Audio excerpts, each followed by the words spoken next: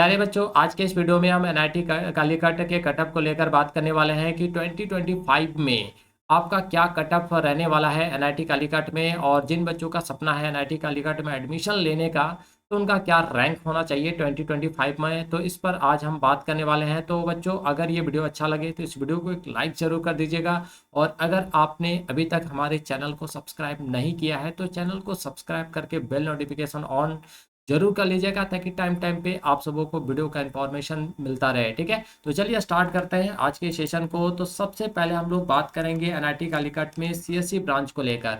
तो यहाँ पे आप जो भी आप डाटा देख रहे हैं बच्चों, ये 2024 का है। ठीक है, तो 2024 के बेसिस पे ही हम 2025 में एक्सपेक्ट कर पाएंगे कि अगर हमें एनआईटी कालीकट में एडमिशन लेना है तो हमारा क्या रैंक होना चाहिए। तो हम यहाँ पे कैटेगरी वाइज साथ ही साथ ब्रांच वाइज भी बात करने वाले हैं।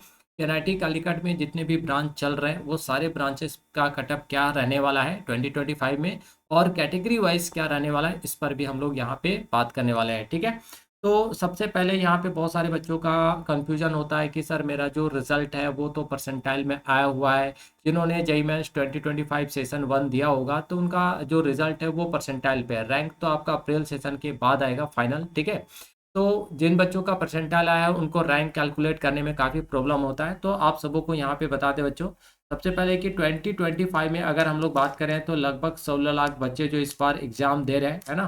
तो अगर इसका 1% अगर हम लोग यहाँ पे कैलकुलेट करते हैं, यानी 1% ऑफ 16 लाख, ठीक है बच्चों, तो ये आपका निकल के आता है 16,000। ठीक, तो ये 16,000 आ रहा है 1% ऑफ 16 लाख। तो रैंक कैसे कैलकुलेट करेंगे, तो रैंक इक्वल टू हो जाता है बच्चों आपका आपका जो 1% ऑफ 16 लाख है यानी 16,000, है ना।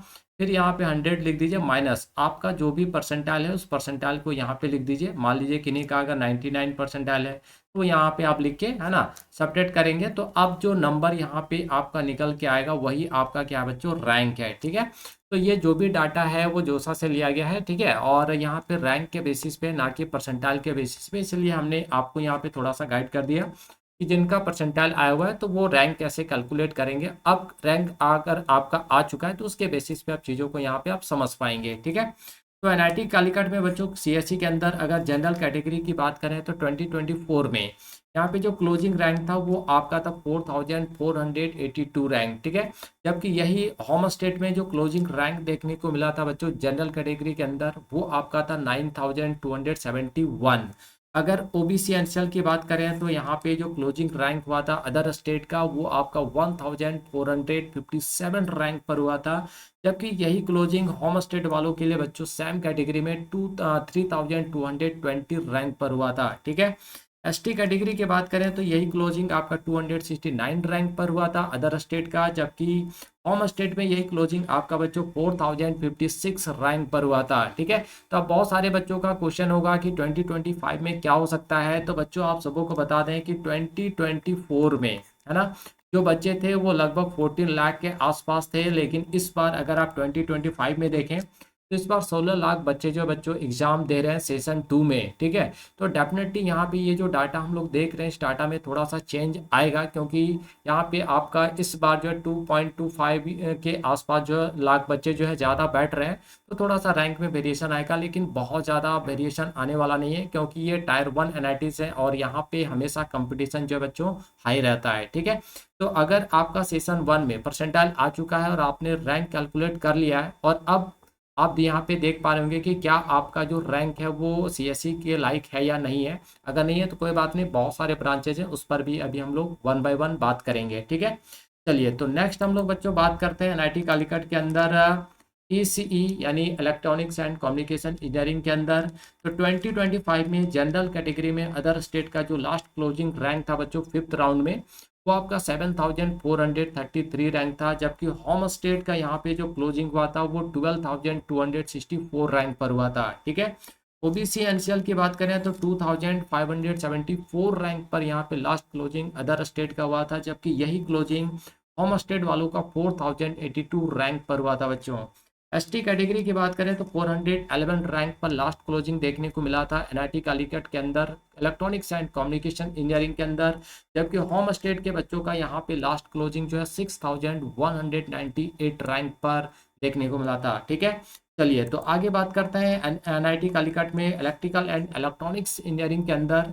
तो जनरल कैटेगरी में ये क्लोजिंग रैंक बच्चों आपका 11,415 था अदर स्टेट का, जबकि होम स्टेट का यही क्लोजिंग आपका जो है 15,954 रैंक पर हुआ था। ठीक है। ओबीसी एनसीएल की बात करें तो 4,310 रैंक पर अदर स्टेट का लास्ट क्लोजिंग हुआ था, जबकि यही सेम कैटेगरी में आपका होम स्टेट का लास्ट क्लोजिंग जो है बच्चों 5,301 रैंक पर देखने को मिला था। एसटी कैटेगरी की बात करें तो 869 रैंक पर लास्ट क्लोजिंग हुआ था, जबकि यही क्लोजिंग होम स्टेट वालों का 16,825 रैंक पर हुआ था बच्चों। ठीक है। तो आगे बात करेंगे हम लोग नेक्स्ट मैकेनिकल इंजीनियरिंग पर, है ना। तो जनरल कैटेगरी का यहाँ पे क्लोजिंग 20,611 रैंक पर हुआ था, जबकि यही क्लोजिंग आपका होम स्टेट वाले बच्चों का जनरल कैटेगरी में 22,280 रैंक पर हुआ था।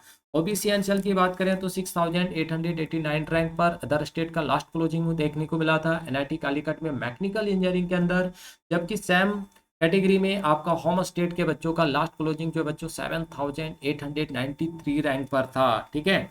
एसटी कैटेगरी का यही क्लोजिंग आपका जो है 1,466 रैंक पर अदर स्टेट का, जबकि होम स्टेट का 15,332 रैंक पर जो है बच्चों यहाँ पे मैकेनिकल इंजीनियरिंग के अंदर एनआईटी कालीकट में लास्ट कटअप जो है यानी लास्ट क्लोजिंग रैंक जो है बच्चों देखने को मिला था। ठीक है। अगर हम लोग materials and science and engineering की बात करें, मटेरियल साइंस एंड इंजीनियरिंग में तो देखिए जनरल कैटेगरी का यहाँ पे अदर स्टेट वालों का लास्ट क्लोजिंग जो है वो 33,674 रैंक पर हुआ था, जबकि यही क्लोजिंग होम स्टेट वालों के लिए 36,082 रैंक था बच्चों। ठीक है। एसटी कैटेगरी का यहाँ पे लास्ट क्लोजिंग आपका 1,940 रैंक पर था, जबकि यही क्लोजिंग होम स्टेट वालों का 36,888 रैंक पर था।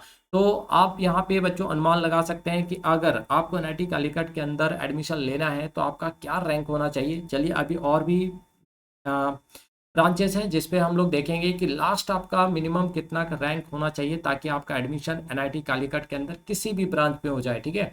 अगर आपको सीएससी चाहिए तो आपने तो डाटा देख ही लिया है कि आपको यहाँ पे कम से कम तो 99 के आसपास आना पड़ेगा, 99 परसेंटाइल के आसपास, तभी जो है आपको एनआईटी कालीकट में जो है सीएससी के अंदर एडमिशन मिल पाएगा। वो भी जनरल कैटेगरी है तब तो फिर आपको 99.5 के आसपास आपको जाना ही पड़ेगा। ठीक है। तभी पॉसिबल है बच्चों। देखिए एनआईटी कालीकट के अंदर इंजीनियरिंग फिजिक्स के अंदर अगर बात करें तो जनरल कैटेगरी में ये क्लोजिंग आपका 16,218 रैंक पर था, जबकि होम स्टेट का क्लोजिंग जो है बच्चों 21,437 रैंक पर हुआ था। ठीक है। ओबीसी एनसीएल की बात करें तो 6,978 रैंक पर लास्ट क्लोजिंग हुआ था, जबकि होम स्टेट का यही सेम कैटेगरी में बच्चों 9,819 रैंक पर जो क्लोजिंग देखने को मिला था। ठीक है।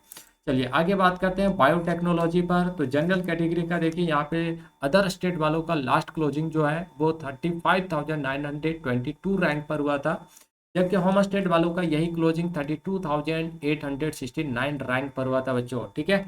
एसटी कैटेगरी की बात करें तो यहाँ पे देखिए 1,867 रैंक पर लास्ट क्लोजिंग हुआ था अदर स्टेट का, लेकिन यहाँ पे अगर हम लोग होम स्टेट में अगर बात करें बच्चों तो सिर्फ एक ही बच्चे का एडमिशन यहाँ पे हुआ था, वो उनका रैंक था 20,287 और ये फीमेल कैटेगरी से थी, है ना। तो एकमात्र इन्हीं का जो है यहाँ पे होम स्टेट में एसटी कैटेगरी के अंदर जो है वो बायोटेक्नोलॉजी के अंदर बच्चों एडमिशन हुआ था। ठीक है। चलिए केमिकल इंजीनियरिंग की बात करते हैं। अच्छा केमिकल से पहले थोड़ा सा सिविल पे हम लोग बात करते हैं बच्चों। ठीक है। तो सिविल इंजीनियरिंग के अंदर जनरल कैटेगरी का लास्ट क्लोजिंग आपका 33,650 रैंक था, जबकि यही क्लोजिंग होम स्टेट वालों का 40,264 रैंक पर था। ठीक है।